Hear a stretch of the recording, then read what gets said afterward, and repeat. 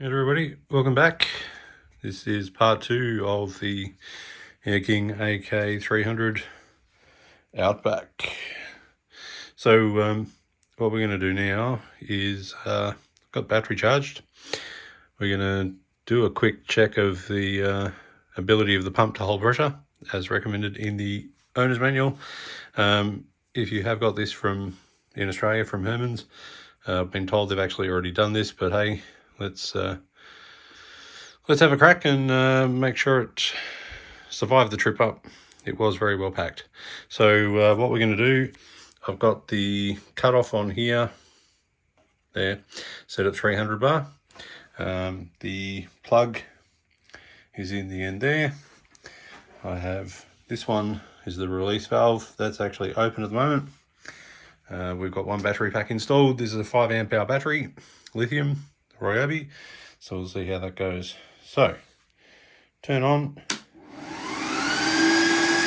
Make sure the fans are working. That's not yet. Yes, both working. And then hit the start button and do this up.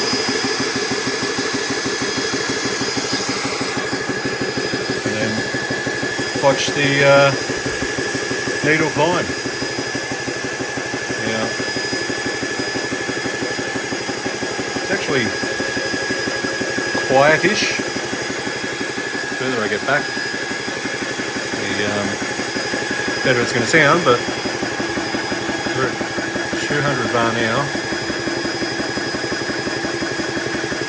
And getting close to 300. Maximum achieved. Now we've got two options here. We can either leave the fans going, which will help cool the pump down, or we can actually turn it fully off and sit back and wait. What I might do is turn it off, because it's not exactly great for audio. Here we go. Oh, that's a whole lot better. Anyway, so now that it has actually reached 300, the plan is we sit back now and watch this thing for about 5 minutes and see what, if any, pressure actually gets lost. And that will tell us if it's actually able to hold pressure. As I said, Herman's have already done this, so she should be good. But this is just a double check from my end. So I'm going to watch this for 5 minutes and we will come back and pick it up 5 minutes later. So back in a sec. There we goes. That's 5 minutes. And she has not moved a muscle. So that's fantastic. Pressure held. All right, so next step. This one, open him up, release the air out.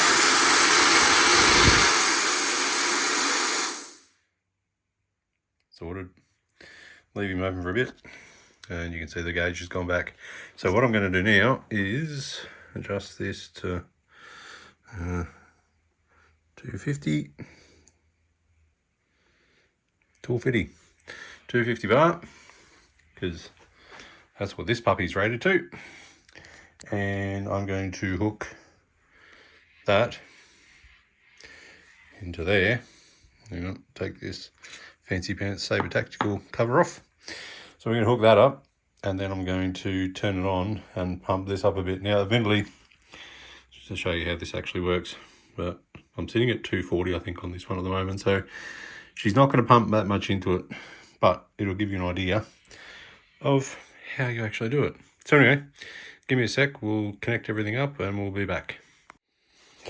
All right, here we go. So we've had to spin it around because cable wasn't quite going to make the distance where it was and balance there, but connected in here with the supplied fittings. They will fit the impact. If you need to adjust for switch out for a different type of air rifle, whether it's a Dreamline, a DRS, or something or other else, you can simply unscrew here, take that out, put in your fill adapter for your supplied air rifle, make sure the thread matches this one. The supplied fill adapter for this rifle, which I'm assuming same as FX, the M3, M4, is actually 1 in 8 pitch thread, so that would not fit into this.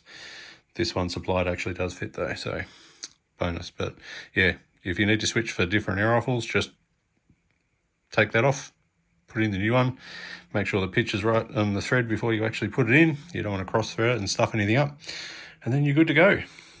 So, as we did before, that's open. So always first turn on here, and you want to make sure the fans are working and it looks like it's doing what it should be. And then once you've got that sorted, hit the start button, then come around and do this one up, and then the pressure will build up. As I said, I've got it set for 250. So we'll see how we go. So it's going to get a little bit noisy. 1, 2, fans are working. Start button. Keep that up. And then pressure will build.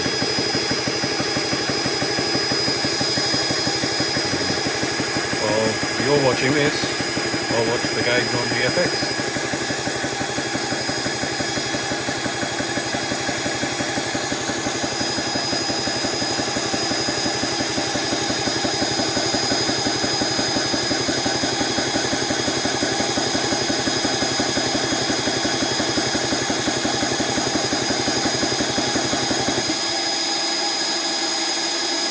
Alright, so that's it, 250 on that.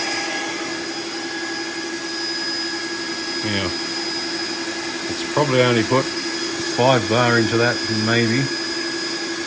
So, now that I know, hang on, let's do this right. Let's turn this off so I can actually hear myself.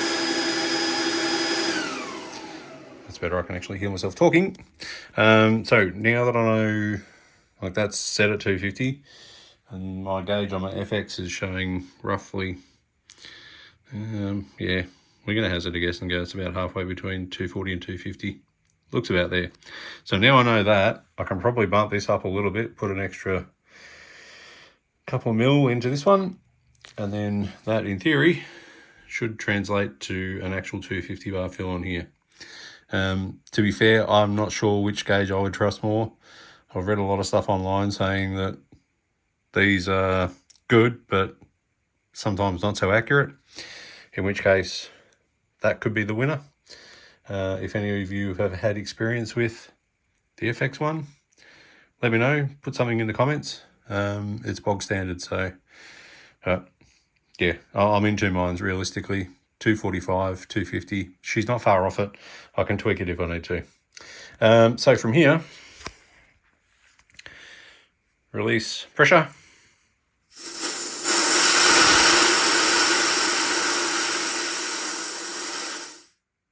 That's excellent. Tighten him up now so he doesn't rattle off. And then, oh, I can't do this one-handed.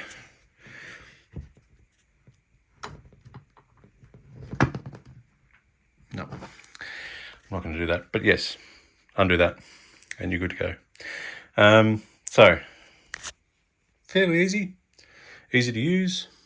That's 18 volt battery setup on it. At some stage I will actually get around to using the mains power 220 volt and see how that goes, but realistically should work the same. It'll be interesting to see how much power I get, how many fills I get out of this. Again, the manual says 30 minutes for one battery, 2 batteries obviously 1 hour. I did double check that. What the manual doesn't say though is what sort of actual size battery will give you 30 minutes. Whether it is a 5 amp hour lithium that does 30 minutes. I do have a 1.5 amp hour lithium battery there. I might actually give that a test, but easy way to find out for me will be take this off, put it on the charger, and actually see how much it needs to charge. I think from memory, actually. Forgot about that. All right. So realistically, that's done nothing because that was hitting 4 bars when I turned it on, before I turned it on. But that will tell me how much I got left, and then I can work backwards from there. But is it a winner? Yes. Game changer? For a lot of people it will be. This part I think will be the bit that will win a lot of people over. Not having to worry about alligator clips, 12 volt, cigarette lighters, whatever else. You just have 2 of these. And realistically, if you get half hour out of each battery, like an hour total between 2 batteries, assuming you're depleting your air rifle down to, I mean, my reg down here is set at 100 bar, so if I don't want to go down below that, but realistically, that's 100, 130. If I was to take 140 bar out of that, I think the manual, again, without testing it on, once I actually get it low enough, the manual said, I think about 8 minutes? 8 minutes per 100 bar in pressure. So realistically, 8 minutes, 100 bar, maybe 10 minutes for 120, thereabouts. That'll give me 3 fills. Now, I'm still doing load development for this, so I'm not sure how many shots per fill I'm going to get until I've got that sorted. But at the moment, I think I'm sitting on about 100, 105. I dare say that will probably decrease a little bit because I need to bump the speed up, I think. I'll find out once I've actually got around to playing with it, but I think I need more speed. So that's going to decrease my shot count. So if I'm getting 90 shots between 250 and 120, 130, and not really going any lower than that, what's that, 9, 18, 270 shots per battery. 2 batteries, that's 500 and something odd shots. 540. I think my maths is correct.